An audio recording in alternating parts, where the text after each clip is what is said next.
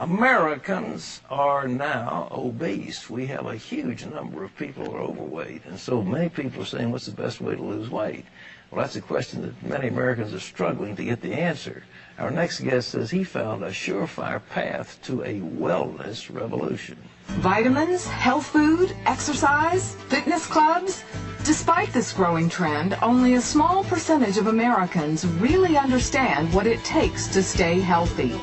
In 1996, Paul Pilzer, a world-renowned economist, became interested in the field of health and made some significant discoveries of his own. He then wrote the book, The Wellness Revolution. 61% of our population is overweight. And worse than that, 27% is clinically obese. That's overweight at a point where you don't know where to turn.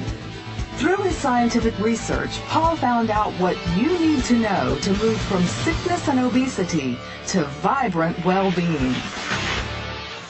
Paul Zane Pilzer is joining us to share some of his secrets of staying fit. It's in his new book called The Wellness Revolution. And there he is looking like Yul Brynner on the cover, ready to start in The King and I. Paul, it's good to have you with us. It's great to be here. You are trained as an economist, an economic advisor on a couple of presidential administrations. What got you into wellness, fitness? Well, the same reason I became an economist. Growing up as a child of immigrants in the 1950s in Brooklyn, everyone wanted to know about economic issues. Although my education geared me towards science, I ended up going to Wharton and becoming a professor of economics because my family, my father, his uncles, that's what they wanted information about. They wanted to know how to make a living. 25 years later, as a very successful economist, I realized I'm now in the wrong field. What people mostly need in the United States, the #1 problem today, is health, as evidenced by the fact that 61% is overweight and 27% of our population, that's 77 million Americans, are clinically obese. That's shocking, isn't it? It's even more shocking to look at the trends. 20 years ago, the numbers were less than half that. So in the last 2 decades, while we're all talking about health, and it's all you see when you turn on the television or watch an ad, the population of obese and overweight people has more than doubled.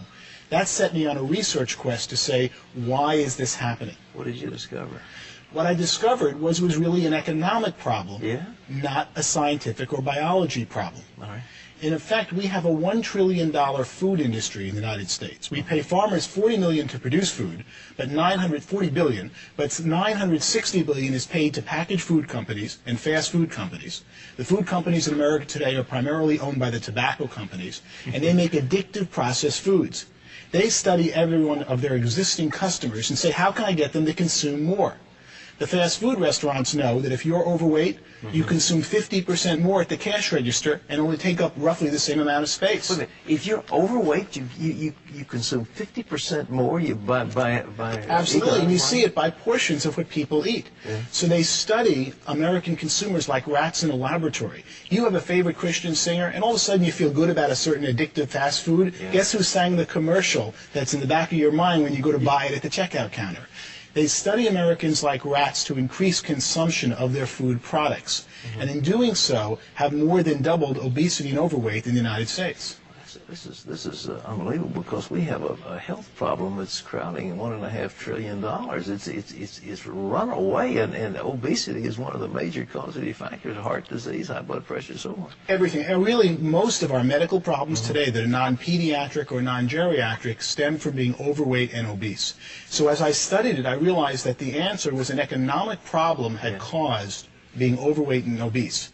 As I studied it, I saw America ready for a revolution, a wellness revolution, and that there was a new industry emerging called a wellness industry.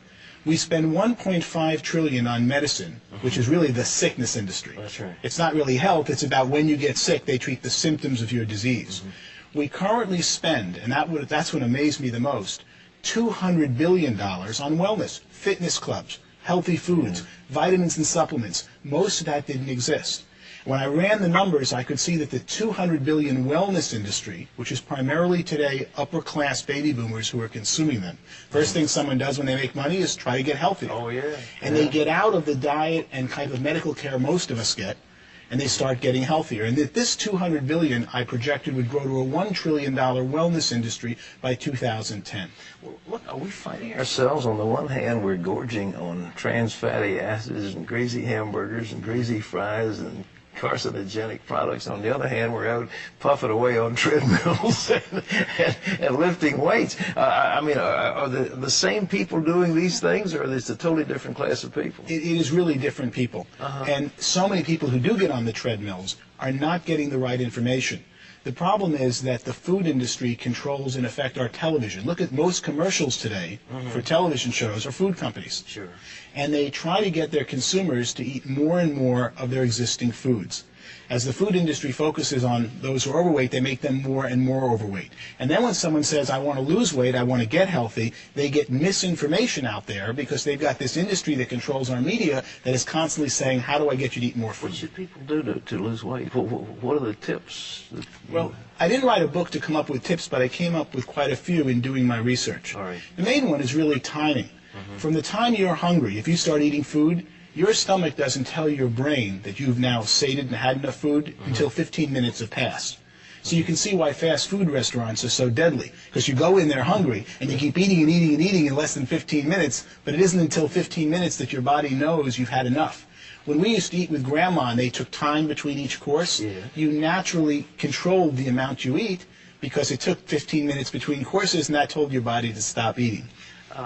What supplements? People spending a lot of money on vitamin supplements. Is there anything that people should be looking for? The main thing they should be looking for is to see that their supplements are real. 1/3 of the supplements that you purchase today in the store are not in the bottle what says on the label, because supplements are an unregulated industry in this country. There are several companies that just buy supplements and rate them just for what's in the bottle, and most of the times what you're getting, or about half the times, you're not getting what's on the bottle. So you've got to find a brand that has in the bottle what's on the label. The wellness revolution, how to make a fortune in the next $1 trillion industry. Where do people make money in this thing? Well, that's what I started to discover. I could see that there were 15 million Americans of 300 million were getting healthier as they aged. You're a great example about that, especially when we see you on television. As you get older, you're stronger, you're better fit. What's going on? It's people who have time to focus on it are seeking out the right products and services to make them healthy. And that's when I could see an emerging $1 trillion wellness industry. One of the most surprising parts of my research was to find that it already reached $200 billion. But if you think of what you now spend on supplements, on fitness, on weight training, and time and money that you never dreamed you even needed 20 years ago. That's exactly right. You are a very typical consumer of this upper crust that's becoming and will become the entire nation, I believe, as this new wellness industry emerges. Well, boy, I hope you're right. But so, ladies and gentlemen, how you could A, be well, and B, make some money at the same time. This book, The Wellness Revolution, where you can get it? It's by Wiley Press. Is it available in the bookstore? Should be in every bookstore around the country.